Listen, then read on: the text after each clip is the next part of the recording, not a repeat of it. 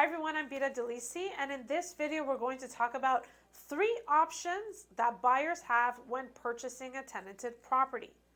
Many times we get an overwhelming number of calls from realtors and their buyer clients asking us, what are our options when we're buying a tenanted property?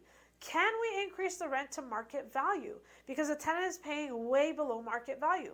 Well, here are 3 options available to buyers. Option number 1, they can step into the shoes of the current landlord and assume the tenancy continuing forward. If they do that, they cannot increase the rent, they cannot sign a new lease.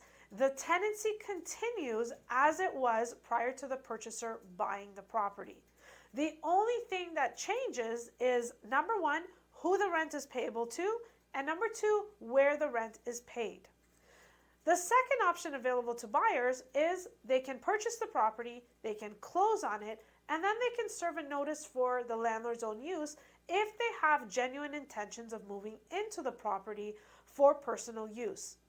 This notice has certain requirements. Once the requirements are fulfilled, they can be filed with the Landlord and Tenant Board, and then they can proceed through the legal channels in order to obtain an order to end the tenancy. Option number 3 is cash for keys. Cash for keys is offering the tenant a buyout in exchange for termination of tenancy. That buyout could be anything. It can be $5,000, $10,000, $70,000, $20,000, $70,000, whatever it takes to end the tenancy.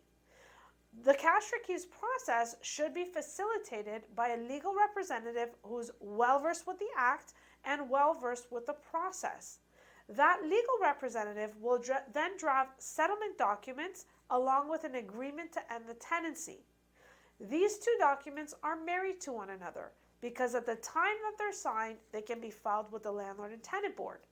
Once they're filed with the board will then issue an ex parte order, which is just a fancy legal term for an eviction order without a hearing.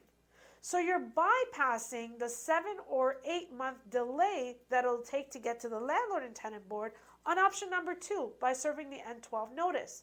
The cash for keys is a quicker, expedited way to end the tenancy. We hope you found this video informative. If you have any questions, call us first.